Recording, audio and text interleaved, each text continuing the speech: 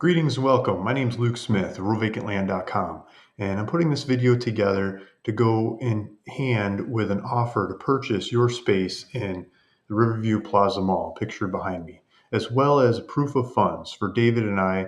We're working together to buy this space. So this video is to ask for some time and explain what we're going to do with this space.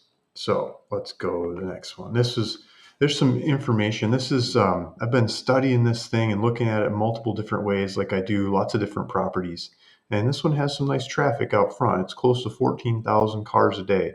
And I've been studying where these people are coming from. And I've been mapping out where they're coming from. They're coming from north up the coast and south from down the coast, up and down the coast. And they're converging on this shopping center here and visiting the shops that are already in this shopping center. I've been looking at the income of the people that are shopping here, and this slide behind me is showing $73,000 median income of the average shopper in the shopping center, with average incomes of 97,000. And the distribution of these people are heavily weighted towards the higher end of that distribution, not down towards the tail. I've been looking at where these people are coming from, the routes, the roads they're taking to get here, as well as the neighborhoods they're coming from, and where they like to shop, the other shops that they go to, where they go. A lot of them like the Meyer.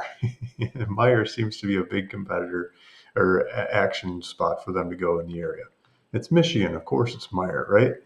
I've been looking at the hourly visits of people visiting the shopping center, and it's very much weighted towards dinner time. There's a good lunch crowd and there's a good dinner crowd. 6 to 8 o'clock seems to be getting a lot more of the visitors in the shopping center to some of the newer restaurants that you've had there. I've been looking at the history. I've been cleaning up, fixing the roof, polishing numerous different units in the center. Have been getting gentrified.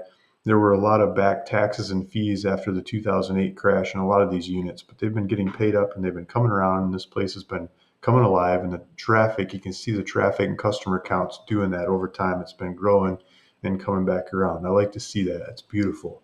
Um, I've been looking at what days people visit this property. It's Friday, Saturday seems to be the traffic. More of them come on Saturday, but it's a good distribution throughout the week as well. Now, what I like to do with this data is I like to figure out who goes here. I like to look at the neighbors. I like to look at the other shops in the area and see what their customers are doing, where they're coming, where they're going, who's there, and who's missing. I like to focus in on the who's missing. I've created lots of databases and bought other databases of who's missing and the attributes of those tenants and those properties. Here's an example. This is an example of another property I was just working on um, a week or so ago. And so this one is in Texas. And so we take the location of the property. It's very similar to what you've got here. And I mapped out all the different people that statistically should use this property for their business, looking at the neighbors of what the neighbors are doing and when people are visiting, what time of day, what time of week, how much they're spending, what kind of income and backgrounds, demographics they're coming from, and statistically figuring out who fits here and who's got the horsepower to pay rent to use a place like this to run their business, and coming up with synthetic numbers of how much they should generate off of running their business here, and presenting that to them and showing them they should run their business here and charging them rent accordingly. I would like to rent it to them. But not everybody in the country really wants to run over there and make that happen. So in this one in Texas, I zoomed into the Tri-County or the Tri-City area where most of those people would most likely come from. And so when I reach out to them and pitch it to them, they can get in a car, drive over there and look at it and make a decision. We start talking numbers right away. In this particular case, this Texas case, I found a tenant in less than a week. And the case of your property here in the background, hopefully I could do it in that kind of timeline, but it often takes longer. There's often things to check and to review and sales pitches to deliver. And selling these people on why this is the right property for them is what I love to do, but it takes time. And so if I can get one of these or a couple of them to go for it and pay good rent to make sense, for the numbers to make sense, I would love to close this thing as fast as possible.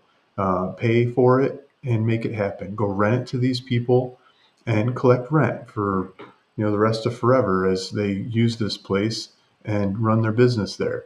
I'll look at selling it. I'll look at renting it. Look at different avenues, but with the idea of buying it vacant and selling it or cash flowing it full. I would like to keep the difference on that. And so that's why I'm asking for time. I'm asking for time in this offer that David and I are presenting to you here to find those tenants. I love doing that. I know I can do that. I want to do that. We've got the data, we've got the approach, we've got the finances to do it. And so if you would give us the time to do that, that's what I would like to do. So that's why this video is coupled with the offer and the proof of funds to buy this building, and explaining what we're asking for and what we're looking for and why. Hopefully you agree, and thank you. Thanks for listening. Thanks for watching. This is Luke Smith, ruralvacantland.com. See you in the next one.